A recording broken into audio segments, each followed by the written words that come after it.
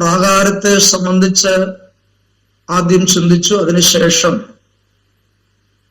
പ്രാകാരത്തിൽ വെച്ചിരിക്കുന്ന 2 പ്രത്യേക ഉപകരണങ്ങളെ സംബന്ധിച്ച് പഠിക്കുവാനായിട്ടിടയായി. ആദ്യമേ പറഞ്ഞിട്ടുണ്ടല്ലോ, പ്രാകാരം എന്ന് പറയുന്നത് ഈ യഥാർത്ഥ കൂടാരമിരിക്കുന്ന അതിൻ്റെ മുറ്റമാണ്. അത് 100 അടി അല്ലെങ്കിൽ 100 മുഴം നീളം, 50 മുഴം വീതി, ഇങ്ങനെയുള്ള ആ മുറ്റത്തെയാണ് പ്രാകാരം എന്ന് വിളിക്കുന്നതെന്ന് നമ്മൾ നേരത്തെ ചിന്തിച്ച വിഷയമാണ്. എന്നാൽ ഈ പ്രാകാരമാകുന്ന മുറ്റത്തിന്റെ ഏതാണ്ട് പടിഞ്ഞാറ് ഭാഗത്തോട്ട് മാറി, ശ്രദ്ധിക്കണം, ഈ മുറ്റം 100 മുഴം നീളവും 50 മുഴം വീതിയും ഉള്ളതായ ഈ വലിയ മുറ്റത്തിന്റെ പടിഞ്ഞാറ് ഭാഗത്തോട്ട് മാറി 30 മുഴം നീളവും 10 മുഴം വീതിയും 10 മുഴം ഉയരവുമുള്ള ആ സ്ഥാപനമാണ് ശരിക്കും സമാഗമന കൂടാരം എന്ന് പറയുന്നതായിരിക്കുന്ന ആ സ്ഥാപനം. ഒന്നുകൂടെ അളവ് പറയാം. 30 മുഴം നീളം, 10 മുഴം വീതി, 10 മുഴം ഉയരം. ഇനി ശ്രദ്ധിക്കേണ്ടത്, 30 മുഴം നീളവും 10 മുഴം വീതിയും 10 മുഴം ഉയരവുമുള്ളതായ ഈ കൂടാരത്തിന്റെ തെക്കും വടക്കും പടിഞ്ഞാറും, കിഴക്ക് ഭാഗം ഓപ്പണാണ്, തെക്കും വടക്കും പടിഞ്ഞാറും പലകകൾ, ഖദിരമര പലകകൾ നിരനിരയായി നിർത്തി അവയുടെ മുകളിൽ മൂടുവിരികൾ നിവർത്തിയാണ് കൂടാരം ചമച്ചിരുന്നത്. ശരിക്കും ഞാൻ പറയുന്നത് കൊണ്ട് എത്ര പേർക്ക് അത് ഗ്രഹിക്കാൻ കഴിയുമെന്ന് എനിക്ക് അറിയത്തില്ല. ആ ഭാഗം നേരിൽ ചാർട്ടിൽ കണ്ടെങ്കിൽ മാത്രമേ ഒന്നുകൂടെ അത് ഗ്രഹിക്കാൻ കഴിയത്തുള്ളൂ. എങ്കിലും ഈ ഭാഗം ഇങ്ങനെയാണ്. 30 മുഴം നീളവും 10 മുഴം വീതിയും 10 മുഴം ഉയരവുമുള്ളതായ യഥാർത്ഥ കൂടാരത്തിന്റെ കിഴക്ക് വശം ഒഴികെ തെക്കും വടക്കും പടിഞ്ഞാറും ഖദിരമര പലകകൾ നേരെ നിവർത്തി, അടുക്കായിട്ട് നേരെ നിവർത്തിയ ശേഷം അതിന്റെ മുകളിൽ മൂടുവിരികൾ, പിന്നീട് മൂടുവിരികളെ സംബന്ധിച്ച് പറയാം, മൂടുവിരികൾ അതിന്റെ മുകളിൽ മൂടിയാണ് വാസ്തവത്തിൽ കൂടാരം നിവർത്തിയിരുന്നത്. അപ്പോൾ ഈ കൂടാരത്തിന്റെ മുൻവശം എന്ന് പറഞ്ഞാൽ കിഴക്കു ഭാഗം വാതിലായിരുന്നു. അത് മൊത്തം വാതിലായിട്ട് ഉപയോഗിച്ചിരുന്നു. അവിടെ പലകകൾ ഉണ്ടായിരുന്നില്ല. എന്നാൽ ആ വാതിൽക്കൽ ആ 10 മുഴം വീതിയുള്ളതായിരിക്കുന്ന ആ കിഴക്കു ഭാഗത്ത് എന്ത് ചെയ്തെന്നറിയാമോ? 5 ഖദിരമര തൂണുകൾ പൊന്നു പൊതിഞ്ഞ് താമ്ര ചുവടുകളിന്മേൽ അവിടെ ഒരു ശീല, അതിന് മറശീല എന്നാണ് പേര്. മറശീല ആ കിഴക്ക് വശത്തെ ഭാഗത്ത് നിവർത്തിയിട്ടിരുന്നു.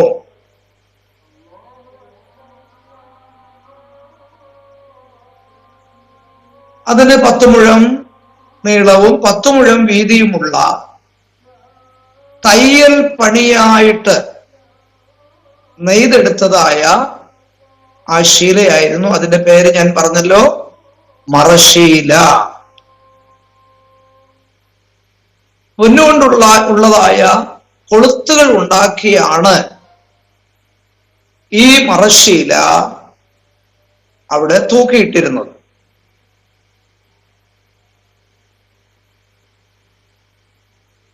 ഇനി പ്രത്യേകമായിട്ട് ഓർക്കേണ്ട മറ്റൊരു കാര്യം, നമ്മള് പ്രാകാരത്തെ സംബന്ധിച്ച് പഠിച്ച സമയത്ത് പ്രാകാരത്തിന്റെ വാതിലിൽ തൂക്കിയിരുന്ന മറ്റൊരു ശീലയെ സംബന്ധിച്ച് നമ്മൾ ചിന്തിച്ചു. അതിന്റെ പേര് വാതിൽ മറ എന്നാണെന്നാണ് നമ്മൾ അന്ന് ചിന്തിച്ചത്. എന്ത്? വാതിൽ മറ. എന്നാൽ പ്രാകാരത്തിൽ നിന്ന് വിശുദ്ധ സ്ഥലത്തേക്ക്, ആ കൂടാരത്തിന്റെ വിശുദ്ധ സ്ഥലത്തേക്ക്, യാഗപീഠം കഴിഞ്ഞ് താമ്രത്തൊട്ടി കഴിഞ്ഞ് ആ കൂടാരത്തിന്റെ വിശുദ്ധ സ്ഥലത്തേക്ക് പ്രവേശിക്കുന്ന ആ വാതിൽക്കൽ 10 മുഴം നീളവും 10 മുഴം വീതിയും ഉള്ളതായിരിക്കുന്ന ഒരു ശീല, അതിന്റെ പേര് മറശീല എന്നാണ്. മറശീല. ഇനി മൂന്നാമതൊരു ഭാഗം ഉണ്ടല്ലോ. ഏതാ മൂന്നാമത്തെ ഭാഗം? അതിവിശുദ്ധ സ്ഥലം. വിശുദ്ധ സ്ഥലം കഴിഞ്ഞ് ഏറ്റവും പ്രധാനപ്പെട്ട അതിവിശുദ്ധ സ്ഥലത്തേക്ക് പ്രവേശിക്കുമ്പോൾ അവിടെയും മറ്റൊരു ശീല 10 മുഴം നീളം 10 മുഴം വീതിയിൽ തൂക്കിയിരുന്നു. അതിന്റെ പേര് തിരശീല എന്നാണ്. എന്ത്? തിരശീല. അങ്ങനെ മൊത്തം 3 പ്രധാന ശീലകളാണ് നമുക്ക് കൂടാരത്തിൽ കാണാൻ കഴിയുന്നത്.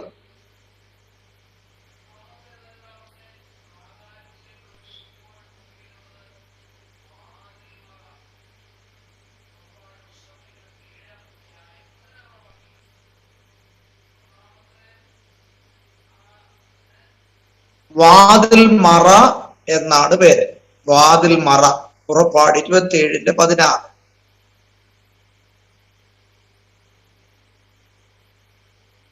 അടുത്തതാണ് ഞാനിപ്പോൾ പറഞ്ഞത്. വിശുദ്ധ സ്ഥലത്തേക്ക് പ്രവേശിക്കുമ്പോൾ അവിടെ തൂക്കിയിരുന്ന ശീലയ്ക്കുടെ പേരെന്താണ്? മറശീല.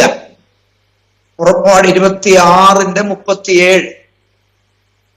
പുറപ്പാട് 26:37. ഇനി വിശുദ്ധ സ്ഥലത്ത് നിന്ന് അതിവിശുദ്ധ സ്ഥലത്തേക്ക് പ്രവേശിക്കുമ്പോൾ അവിടെ തൂക്കിയിരുന്ന ആ ശീലയുടെ പേരെന്താണ്? തിരശീല.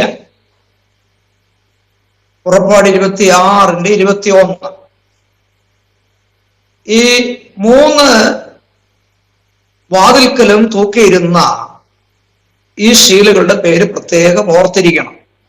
പ്രാകാരവാതിലിൽ തൂക്കിയിരുന്നത് വാതിൽ മറ, വിശുദ്ധ സ്ഥലത്തിന്റെ വാതിൽക്കൽ തൂക്കിയിരുന്നത് മറശീല, അതിവിശുദ്ധ സ്ഥലത്തിന്റെ വാതിൽക്കൽ തൂക്കിയിരുന്നത് തിരശീല. ഈ പ്രത്യേക കാര്യങ്ങൾ ഓർത്തിരിക്കേണ്ടതാണ്.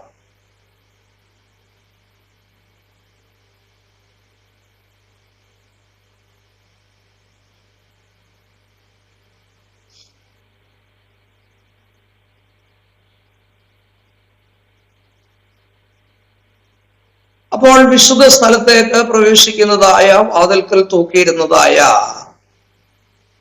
ആ മറശീലയെ സംബന്ധിച്ച് ഒരല്പം കൂടെ നമുക്ക് ചിന്തിക്കുവാനുണ്ട്. മറശീലയെ സംബന്ധിച്ച് അല്പം കൂടെ ചിന്തിക്കാനുണ്ട്. അത് മറ്റൊന്നുമല്ല, ഈ മറശീല മനോഹരമായ ഒരു മറശീലയായിരുന്നു. അങ്ങനെയാണെങ്കിൽ ഈ മറശീല തൂക്കിയിരുന്നത് അത് നിവരെ നിൽക്കുവാനായിട്ട്, അവിടെ വിരിച്ച് കാണിക്കുവാനായിട്ട് അവിടെ 5 കതിരമര തൂണുകൾ കാണാൻ കഴിയും. ഈ 5 ഖദിരമര തൂണുകളിന്മേലാണ് ഈ മറശ്ശീല എന്ത് ചെയ്തിരുന്നത്? തൂക്കിയിരുന്നത്. ഈ മറശ്ശീലയും യേശുക്രിസ്തുവിനെയാണ് സൂചിപ്പിക്കുന്നത്. യേശുക്രിസ്തുവിനെയാണ്. അങ്ങനെയാണെങ്കിൽ യേശുക്രിസ്തുവിനെ വിരിച്ച് കാട്ടിയിരുന്ന, അല്ലെങ്കിൽ മറശ്ശീല വിരിച്ച് കാട്ടിയിരുന്ന, അതിന്റെ പുറകിൽ നിൽക്കുന്ന, നേരെ നിൽക്കുന്ന 5 തൂണുകൾ,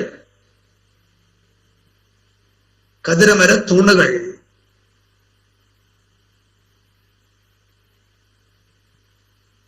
ദൈവവചനത്തിലെ 5 ഭാഗങ്ങളെ കാണിക്കുകയാണ്. 5 തൂണുകൾ എന്തിനെ കാണിക്കുന്നു? ദൈവവചനത്തിലെ, വേദപുസ്തകത്തിലെ 5 ഭാഗങ്ങളെയാണ് കാണിക്കുന്നത്. അതേതൊക്കെയാണെന്ന് പറയാൻ പോവുകയാണ്.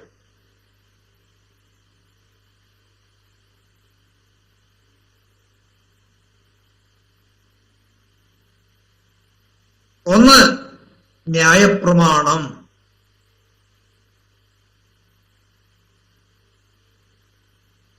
2, പ്രവാചക പുസ്തകങ്ങൾ.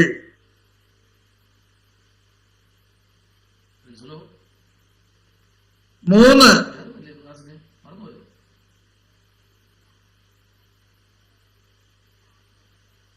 സങ്കീർത്തനങ്ങൾ.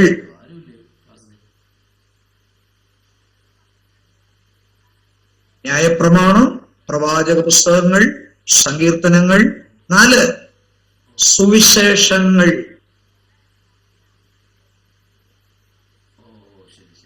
5, ലേഖനങ്ങൾ.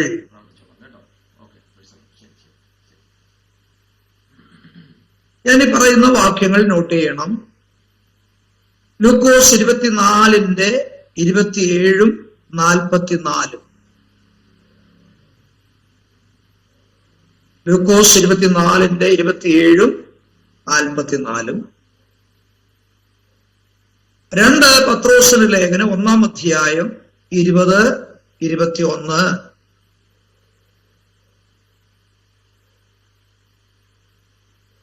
അപ്പോൾ 5 തൂണുകൾ വേദപുസ്തകത്തിലെ 5 ഭാഗങ്ങളെയാണ് സൂചിപ്പിക്കുന്നത്. ഏതൊക്കെയാണ്? ന്യായപ്രമാണം, പ്രവാചക പുസ്തകങ്ങൾ, സങ്കീർത്തനങ്ങൾ, സുവിശേഷങ്ങൾ, ലേഖനങ്ങൾ. അപ്പൊ ചുരുക്കി പറഞ്ഞാൽ ഈ 5 ഭാഗങ്ങളും ആരെയാണ് പ്രത്യേകാൽ എടുത്തു കാണിക്കുന്നത്? യേശുക്രിസ്തുവിനെയാണ്. അതാണ് ഈ ഭാഗത്ത് നിന്ന് നമുക്ക് മനസ്സിലാക്കുവാനായിട്ടുള്ള കാര്യം.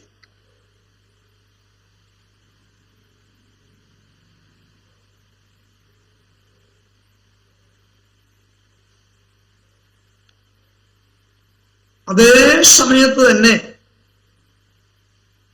ഈ 5 തൂണുകൾ വിശ്വാസികളെയും സൂചിപ്പിക്കുന്നതാണ്. ആദ്യം പറഞ്ഞു ഈ തൂണുകൾ വേദപുസ്തകത്തിലെ 5 ഭാഗങ്ങളെ കാണിക്കുന്നു എന്ന് പറഞ്ഞു. വീണ്ടും ചിന്തിപ്പാനുള്ളത്, ഈ തൂണുകൾ ആരെ കുറിക്കുന്നു? വിശ്വാസികളെ കുറിക്കുകയാണ്. അപ്പൊ അങ്ങനെയാണെങ്കിൽ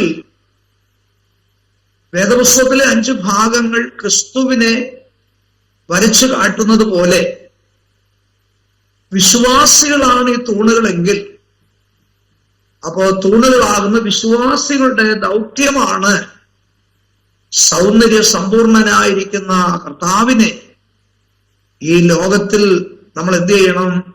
വിരിച്ചു കാട്ടുവാനായിട്ടിടയാകണം.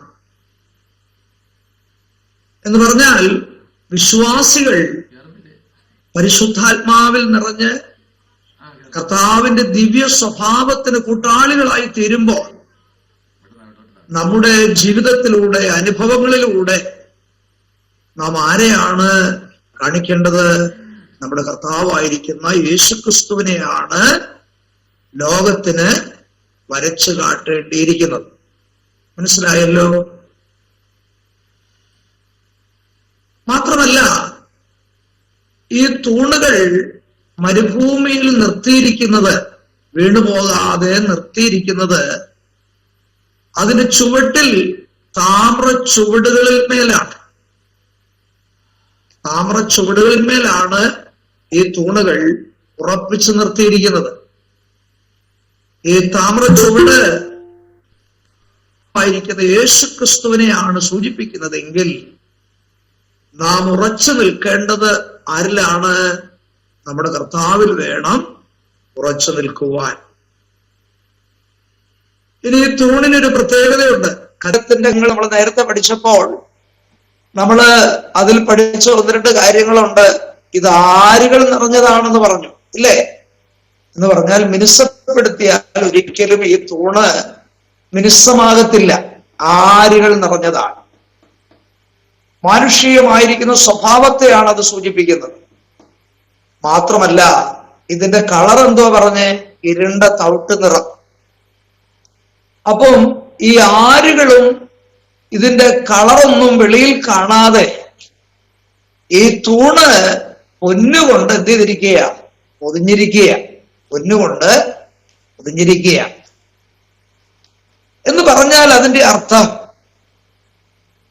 ദൈവമക്കൾ പാപസ്വഭാവമുള്ള ശരീരത്തിലാണ് വസിക്കുന്നതെങ്കിലും ദൈവ സാന്നിധ്യം കൊണ്ട്, അല്ലെങ്കിൽ ദൈവകൃപ കൊണ്ട് ദൈവം നമ്മെ എന്ത് ചെയ്തിരിക്കുകയാണ്? പൊതിഞ്ഞിരിക്കുക കേട്ടോ. അപ്പൊ ഈ സ്വഭാവങ്ങളൊന്നും എന്ത് ചെയ്യത്തില്ല? വെളിയിൽ കാണത്തില്ല. കാണരുത്. ഈ പൊന്നിന്റെ എവിടെയെങ്കിലും പൊളിഞ്ഞു പോകുമ്പോഴാണ് ശരിക്കുള്ള കളറും ആര് നിറഞ്ഞ ആ തടിയൊക്കെ വെളിയിൽ കാണാനിടയാകുന്നത്, അല്ലേ? ചിലരൊക്കെ പറയുന്നത് കേട്ടിട്ടില്ലേ? എന്റെ സ്വഭാവം ഇതൊന്നും അല്ലെന്ന് പറയുന്നത് കേട്ടിട്ടില്ലേ? അതിന്റെ അർത്ഥം ഈ പൊന്ന് ഇടയ്ക്ക് പൊളിയുന്നതാണെന്ന് എനിക്ക് തോന്നുന്നത്. അപ്പൊ ദൈവ സാന്നിധ്യത്തിന്റെ മറവിൽ വേണം ദൈവമക്കൾ ജീവിപ്പാൻ. ദൈവകൃപ കൊണ്ട് ദൈവമക്കൾ പൊതിയപ്പെട്ടവരായിരിക്കണം. അങ്ങനെയെങ്കിൽ മാത്രമേ നമ്മുടെ കർത്താവിനെ നമുക്ക് മറ്റുള്ളവർക്ക് കാണിച്ചു കൊടുക്കുവാനായിട്ട് കഴിയുള്ളൂ. അതാണ് ഈ തൂണുകളെ സംബന്ധിച്ച് നമ്മൾ മനസ്സിലാക്കേണ്ടതായിരിക്കുന്ന കാര്യം. ഇനി അടുത്തതായിട്ട് നാം പഠിക്കാൻ പോകുന്നത് കൂടാരത്തിന്റെ പലകകളെ സംബന്ധിച്ചുള്ള വിഷയമാണ് കേട്ടോ. കൂടാരത്തിന്റെ പലകകൾ അതൊരു മെയിൻ വിഷയമാണ്. അതുകൊണ്ട് വളരെ ശ്രദ്ധയോടെ ഭാഗങ്ങൾ നമുക്ക് ചിന്തിക്കാം. കൂടാരത്തിന്റെ പലകകൾ, ആ വേദഭാഗം ഒന്ന് നോട്ട് ചെയ്തോണേ. പുറപ്പാട് പുസ്തകം 26-ാം അധ്യായം 15 മുതൽ 30 വരെയുള്ള വാക്യങ്ങൾ.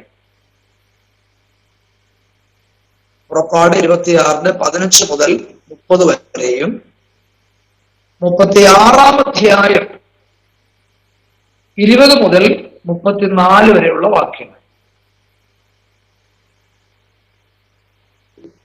വാക്യങ്ങൾ നോട്ട് ചെയ്തല്ലോ. പുറപ്പാട് 26-ന്റെ 15 മുതൽ 30 വരെയും 36-ാം അധ്യായം 20 മുതൽ 34 വരെയുള്ള വാക്യങ്ങൾ.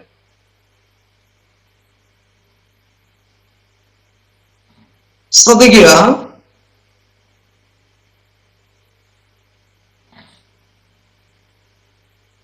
യഥാർത്ഥ കൂടാരം അത് നേരത്തെ അളവ് പറഞ്ഞു. 30 മുഴം നീളം, 10 മുഴം വീതി, 10 മുഴം ഉയരം. മൊത്തത്തിൽ അതിന്റെ കിഴക്കു ഭാഗം ഒഴികെ തെക്കും വടക്കും പടിഞ്ഞാറ് ഭാഗത്തുമാണ് ഈ പലകകൾ നിരരെ നിർത്തിയിരിക്കുന്നത്. നിരനിരയായിട്ട് ഈ കൂടാരത്തിന്റെ അകഭാഗം കാണാതെ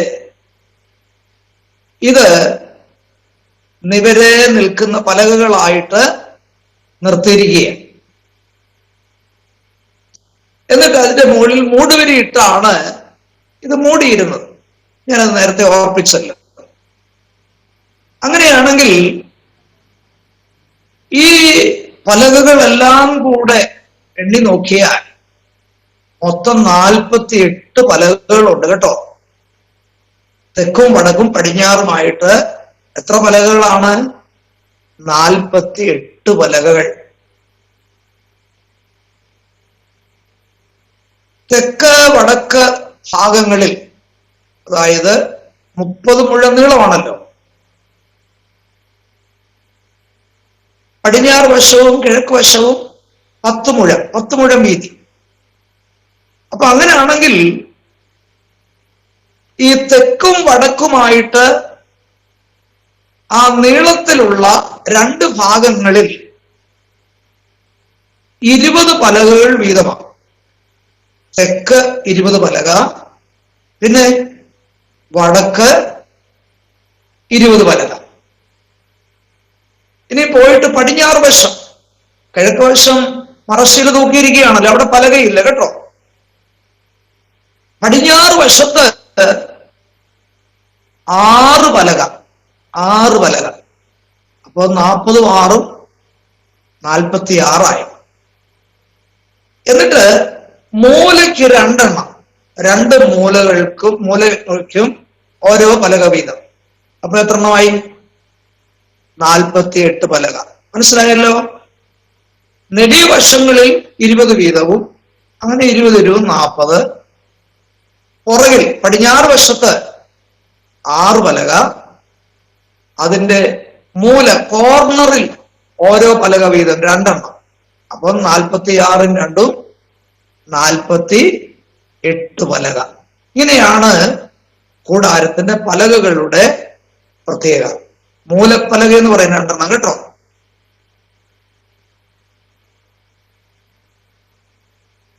ഇനി ഈ പലകയുടെ മറ്റൊരു പ്രത്യേകത, ഈ പലകകളും പൊന്നു പൊതിഞ്ഞിരിക്കുക കേട്ടോ. പൊന്നു പൊതിഞ്ഞിരിക്കുക. ഒരു പലകയ്ക്ക് 10 മുഴം നീളവും 1.5 മുഴം വീതിയുമുണ്ട്. ഓരോ പലകയുടെ അളവാണ് ഞാൻ പറയുന്നത്. ഒരു പലകയ്ക്ക് എത്ര മുഴം നീളം? 10 മുഴം നീളം, വീതി 1.5 മുഴം. ആ 10 മുഴം നീളവും പിന്നെ 1.5 മുഴം വീതിയുമുള്ളതായ ഓരോ പലകയും എന്ത് ചെയ്തിരിക്കുകയാണ്? പൊന്നു പൊതിഞ്ഞിരിക്കുകയാണ്.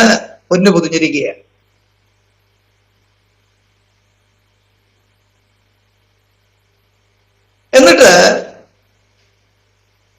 ഓരോ പലകയുടെയും അടിയിൽ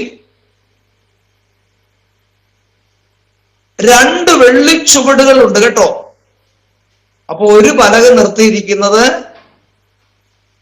2 വെള്ളിച്ചുവടുകളിന്മേലാണ്. ആ പലകയുടെ ഏറ്റവും അടിയിൽ ഭാഗം 2 ആയിട്ട് കാല് പോലെ, ചെറിയ സ്റ്റാൻഡ് പോലെ വെട്ടിയെടുത്ത് അതെവിടെ ഇറക്കി നിർത്തിയിരിക്കുകയാണ്? വെള്ളിച്ചുവടുകളിന്മേൽ നിർത്തിയിരിക്കുകയാണ്. ഈ മൈക്കിന്റെ ഒക്കെ സ്റ്റാൻഡ് നിർത്തുന്ന ആ സമ്പ്രദായം ഉണ്ടല്ലോ, താഴെ ഒരു തകിട് അല്ലെ, അതിനകത്ത് ഹോളുണ്ടാക്കി അതിനകത്താണ് ഈ സ്റ്റാൻഡ് ഇറക്കി വെച്ചിരിക്കുന്നത് എന്ന് പറഞ്ഞതുപോലെ ഓരോ പലകയ്ക്കും അതിന്റെ അടിയിൽ 2 വെള്ളിച്ചുവടുകളുണ്ട്. ആ വെള്ളിച്ചുവടുകളിന്മേലാണ് ഈ ഓരോ പലകയും നേരെ നിർത്തിയിരിക്കുന്നത്. 48 പലകകളും അങ്ങനെയാണ് നിർത്തിയിരിക്കുന്നത്. അതുകൂടാതെ മറ്റൊരു കാര്യം കൂടെ ശ്രദ്ധിക്കണം.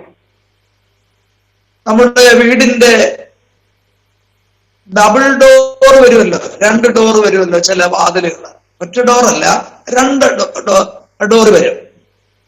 ആ ഡോറ് വിടവ് കൂടാതെ അടയ്ക്കാൻ തക്കവണ്ണം ഓരോ പലകയും ഇങ്ങനെ ഒരു ഭാഗം വെട്ടി മറ്റേ പലകയുടെ ഭാഗം വെട്ടി, അങ്ങനെ വെട്ടിലാണ് അത് ചേർത്തിരിക്കുന്നത് അല്ലേ? ഞാൻ പറഞ്ഞു മനസ്സിലാകുന്നോ? 2 പലക തമ്മിൽ വാതിലടയ്ക്കുമ്പോൾ നടുവിൽ വിടവ് വരാതിരിക്കാൻ 2 പലകകളും എന്ത് ചെയ്തിരിക്കുക? ഇങ്ങനെ വെട്ടുണ്ടാക്കി അതിനകത്ത് ഇങ്ങനെ ചേർത്തിരിക്കുകയല്ലേ.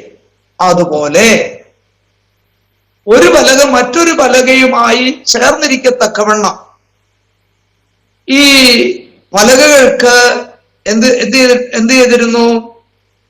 ഇങ്ങനെ തമ്മിൽ യോജിച്ചിരിക്കത്തക്കവണ്ണം ഇങ്ങനെ വെട്ടുകൾ ഉണ്ടാക്കി അവിടെയാണ് ഈ പലകകൾ ഇങ്ങനെ ചേർത്ത് വെച്ചിരുന്നത്. എന്തിനാ അങ്ങനെ ചേർത്ത് വെച്ചിരിക്കുന്നത്? മരുഭൂമിയിൽ പലപ്പോഴും വലിയ കാറ്റടിക്കും. ആ കാറ്റ് കൊണ്ട് മരുഭൂമിയിലെ പൊടിപടലങ്ങളോ മറ്റു മാലിന്യങ്ങളോ ഒന്നും എവിടെ കയറരുത്? ഈ കൂടാരത്തിനകത്ത് കയറാൻ പാടില്ല. കൂടാരത്തിനകത്ത് എന്തൊക്കെയാ ഇരിക്കുന്നത്? വിശുദ്ധ സ്ഥലത്ത് 3 ഉപകരണമുണ്ട്. അത് നമ്മൾ പഠിക്കാൻ പോകുന്നേ ഉള്ളൂ. എന്തൊക്കെ ഉപകരണം അവിടെ വെച്ചിരിക്കുന്നത്?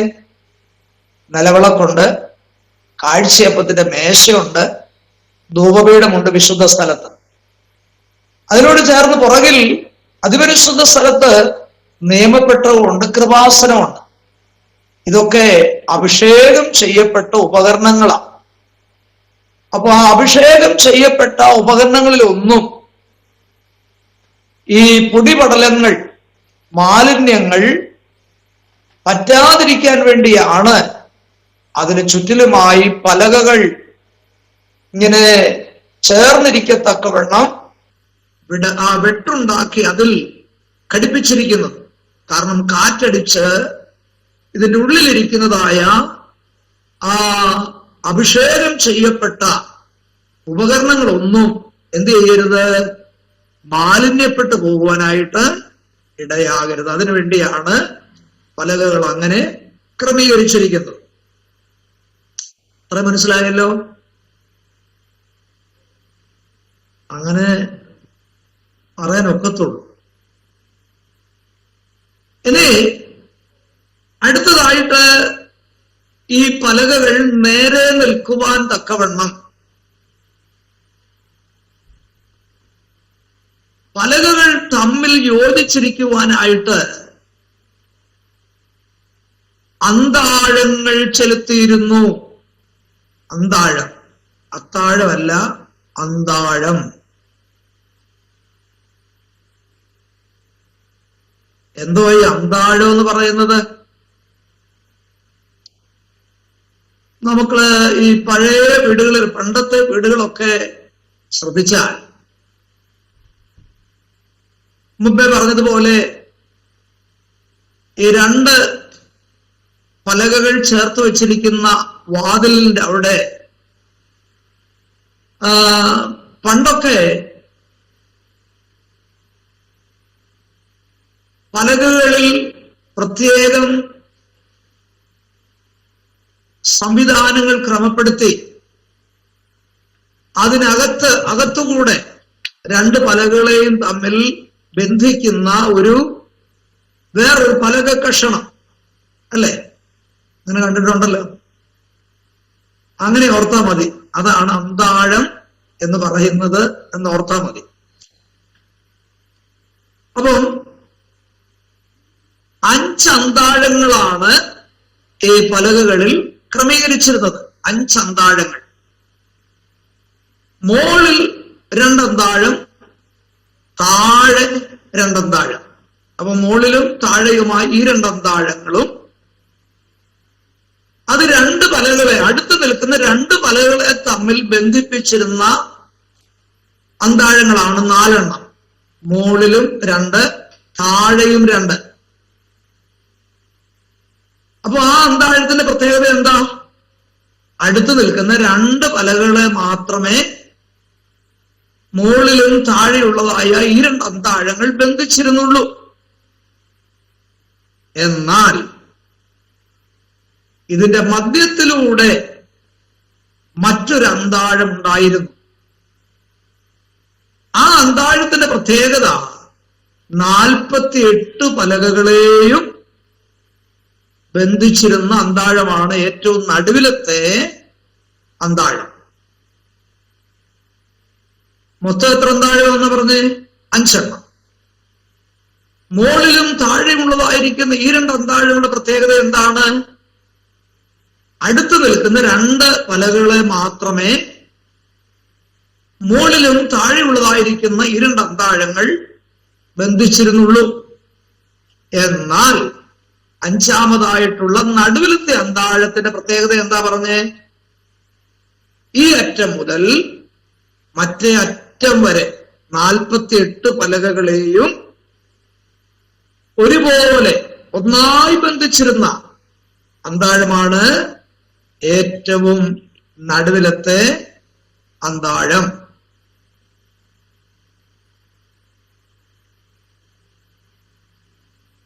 ഇപ്പൊ വാസ്തവം പറഞ്ഞാൽ ഈ 48 പലകകളും മരുഭൂമിയിൽ നേരെ നിന്ന് ചേർന്ന് നിന്ന്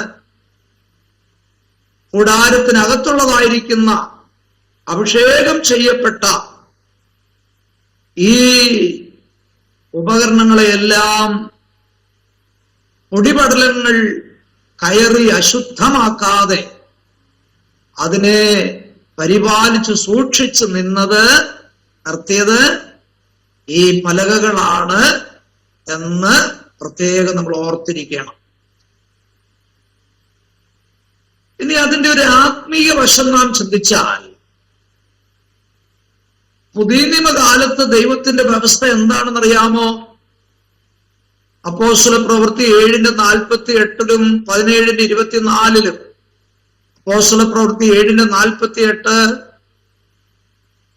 അതുപോലെ 17-ാം അധ്യായം 24-ാം വാക്യം നമ്മൾ വായിച്ചാൽ, അത്യുന്നതനായ ദൈവം കൈപ്പണിയായ ആലയത്തിൽ പുതിയ നിയമകാലത്ത് എന്ത് ചെയ്യുന്നില്ല? വാസം ചെയ്യുന്നില്ല എന്നവിടെ എഴുതിയിട്ടുണ്ട്. അങ്ങനെയാണെങ്കിൽ പഴയ നിയമകാലത്ത് സമാഗമന കൂടാരത്തിനകത്താണ് യഹോവയായ ദൈവത്തിന്റെ തേജസ് ദൈവം എന്ത് ചെയ്തത്? ഇസ്രായേൽ മക്കളുടെ ഇടയിൽ ഇറങ്ങി വന്ന് വാസം ചെയ്തത്. എന്നാൽ പുതിയ നിയമകാലത്ത് ദൈവം കൈപ്പണിയായ ഒരാലയങ്ങളിലും എന്ത് ചെയ്യത്തില്ല? വാസം ചെയ്യുന്ന ദൈവമല്ല. പിന്നെ എവിടെയാണ് ദൈവം വാസം ചെയ്യുന്നത്? ജീവനുള്ള ദൈവത്തിന്റെ സഭയാകുന്ന കൈപ്പണി അല്ലാത്ത ആലയമായ ദൈവസഭയിലാണ് ദൈവം എന്ത് ചെയ്യുന്നത്? വാസം ചെയ്യുന്നത് എന്നുള്ള കാര്യം മറക്കരുത്. അപ്പോൾ പുതിയ നിയമകാലത്ത് ദൈവം വാസം ചെയ്യുന്നതായ ഈ ജീവനുള്ള ദൈവത്തിന്റെ സഭയാകുന്ന ആലയത്തിൽ പലകകളെന്ന് പറയുന്നത് വിശ്വാസികളാണ് എന്നാണ് ഈ പറഞ്ഞു വന്നതിന്റെ അർത്ഥം. അപ്പൊ ദൈവസഭയിൽ അടങ്ങിയിരിക്കുന്ന, ദൈവസഭയിൽ ഉൾപ്പെട്ടു നിൽക്കുന്ന ഓരോ അംഗങ്ങളെയാണ് സമാഗമന കൂടാരത്തിന്റെ 48 പലകകൾ ചിത്രീകരിക്കുന്നത്.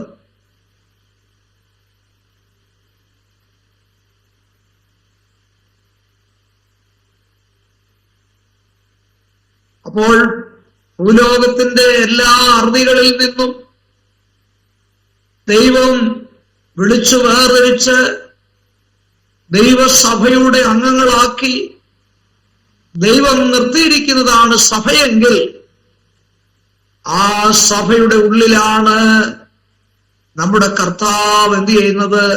വാസം ചെയ്യുന്നത് എന്നുള്ള കാര്യമാണ് ഇതിന്റെ ആത്മീയമായ അർത്ഥം നമ്മെ പഠിപ്പിക്കുന്നത്. അതുകൊണ്ട് കർത്താവ് പറഞ്ഞത് 2-3 പേർ എന്റെ നാമത്തിൽ കൂടി വരുന്നവരുടെ മധ്യേ ഞാൻ ഉണ്ട് എന്ന് കർത്താവ് പറയാൻ കാരണം അതാ. അപ്പൊ നമ്മുടെ മധ്യത്തിലാണ് നമ്മുടെ കർത്താവ് ഇറങ്ങി വന്ന് എന്ത് ചെയ്യുന്നത്? വാസം ചെയ്യുന്നത്. അപ്പോൾ ഈ പലകകൾ ആരെ കുറിക്കുന്നു? വിശ്വാസികളെയാണ് സൂചിപ്പിക്കുന്നത്. ആ ഒരു ചിന്ത ഉള്ളിൽ വെച്ചുകൊണ്ട് വേണം ഇനിയുള്ള കാര്യങ്ങൾ നമുക്ക് ചിന്തിക്കുവാൻ. ഈ പലകകളെ സംബന്ധിക്കുന്ന ചില ആത്മീയ വിഷയങ്ങൾ, അതാണ് അടുത്ത ഹെഡിങ് കേട്ടോ. ഈ പലകകളെ സംബന്ധിക്കുന്ന ചില ആത്മീയ വിഷയങ്ങൾ. ഒന്ന്, പലകകൾ ഖദിരമരം കൊണ്ടാണ് ഉണ്ടാക്കിയിരുന്നത്.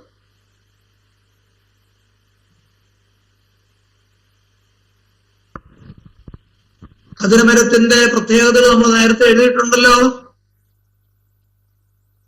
ഓർമ്മയുള്ള ആരെങ്കിലും ഒന്ന് പറയാമോ? ഖദിരമരത്തെ സംബന്ധിക്കുന്ന ചില പ്രത്യേക കാര്യങ്ങൾ നമ്മൾ നേരത്തെ പറഞ്ഞതാ. അത് ആർക്കെങ്കിലും ഓർമ്മയുണ്ടെങ്കിൽ ഒന്ന് പറഞ്ഞാട്ടെ.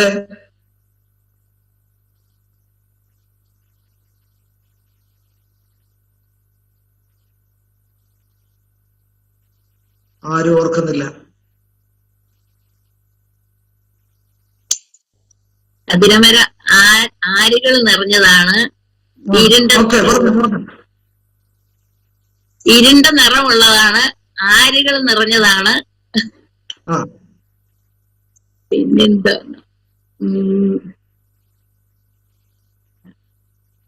ഓർക്കുന്നവരെല്ലാരും കൂടെ ഒന്ന് പൂരിപ്പിച്ചോ. മരുഭൂമിയിലെ ഒരു വൃക്ഷമാണ്. ഓക്കെ.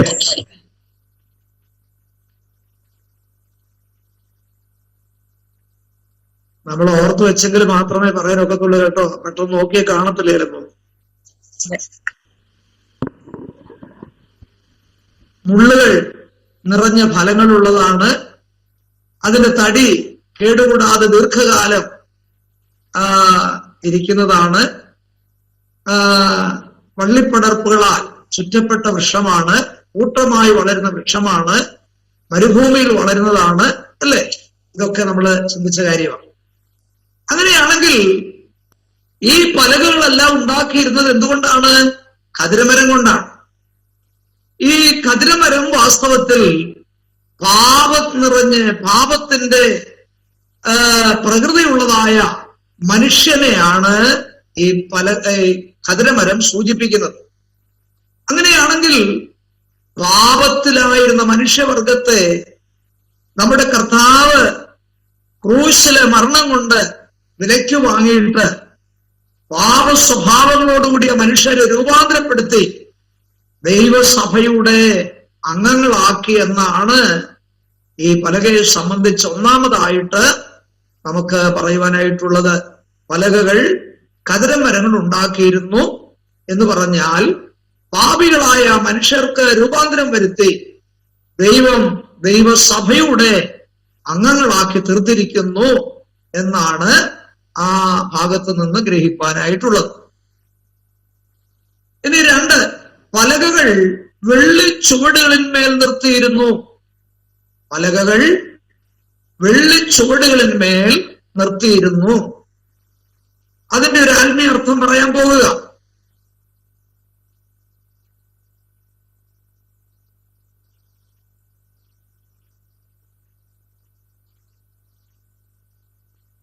ഞാൻ പറഞ്ഞല്ലോ, ഒരു പലക രണ്ട് വെള്ളിച്ചുവടുകളിന്മേലാണ് നിർത്തിയിരുന്നതെന്ന് ഓർപ്പിച്ചു. എന്ന് പറഞ്ഞാൽ ഒരു പലകയുടെ അടിയിൽ 2 താലന്ത് വെള്ളി കൊണ്ടാണ് ആ ചുവടുകൾ ഉണ്ടാക്കിയിരുന്നത്. ഒരു പലകയുടെ അടിയിൽ 2 താലന്ത്. അങ്ങനെയാണെങ്കിൽ 48 പലകകൾക്ക് എത്ര താലന്ത് വെള്ളി? 96 താലന്ത് വെള്ളിയാണ് പലകകളുടെ ചുവടായിട്ടുണ്ടാക്കിയിരുന്നത്.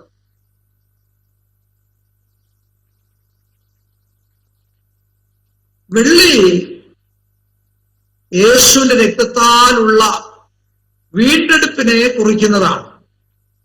1 പത്രോസ് 1:18-19.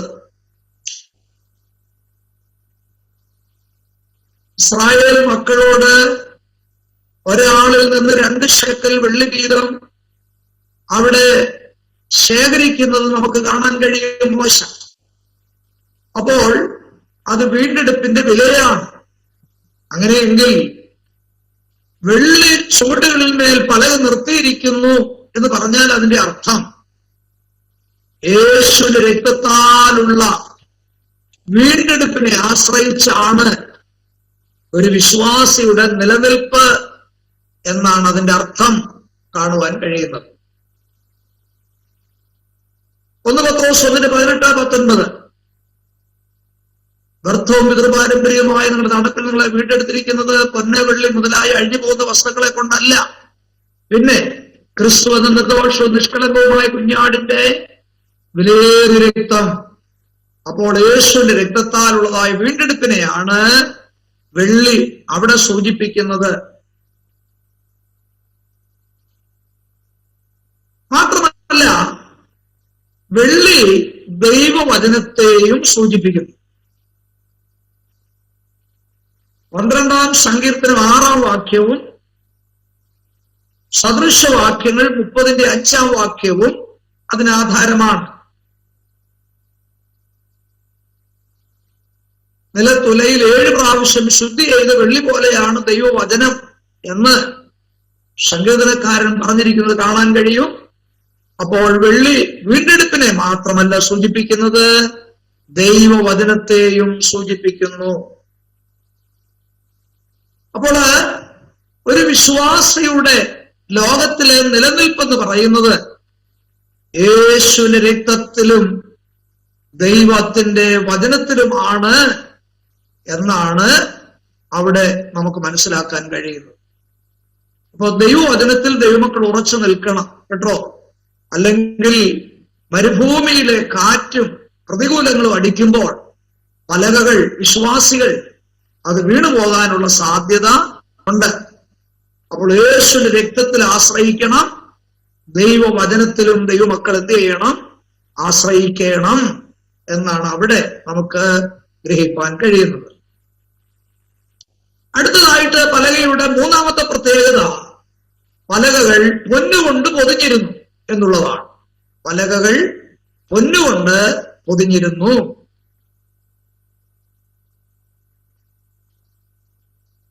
അപ്പോ കതിരമരത്തിന്റെ സ്വാഭാവികമായ നിറം, അതിന്റെ ആരുകൾ നിറഞ്ഞതായിരിക്കുന്ന ഭാഗം ഒന്നും കാണാതെ പലകകൾ എന്ത് ചെയ്തിരിക്കുകയാണ്? പൊന്നുകൊണ്ട് പൊതിഞ്ഞിരിക്കുകയാണ്.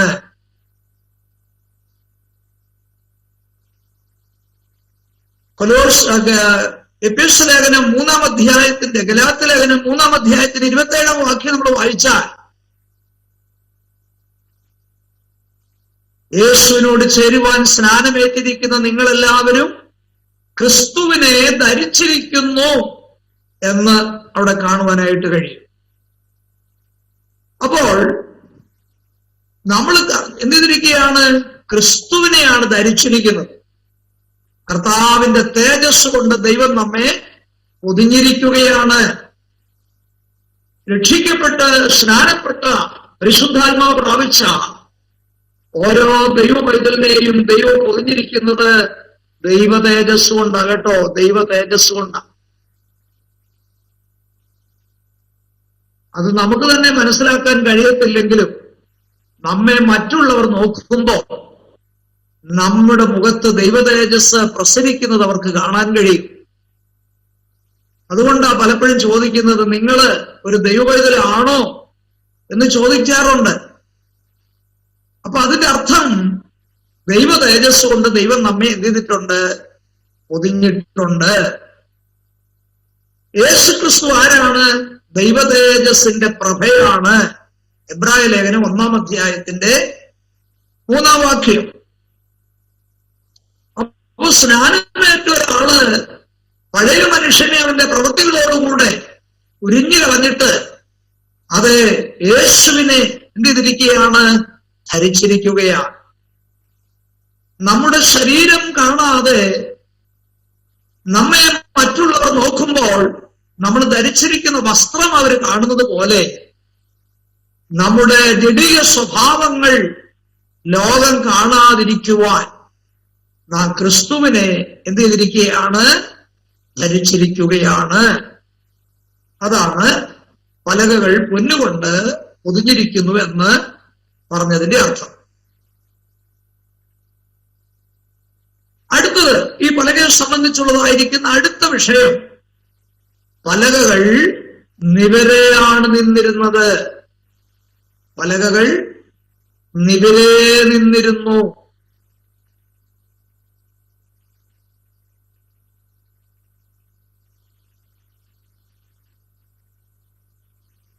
അപ്പൊ പലകകൾ നിവരെ നിൽക്കുന്നത് കൊണ്ടുള്ള ഗുണം എന്താണെന്നറിയാമോ?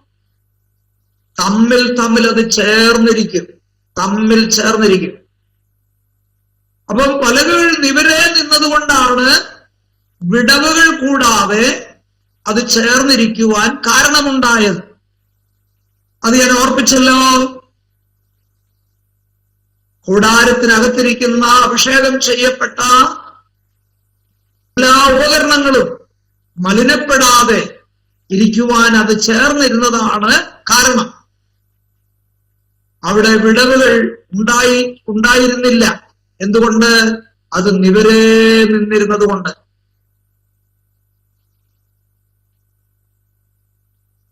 അതിന്റെ അർത്ഥം ദൈവമക്കൾ നിവരെ നിന്നെങ്കിൽ മാത്രമേ തമ്മിൽ ചേർന്നിരിക്കുവാനായിട്ട് സാധിക്കത്തുള്ളൂ.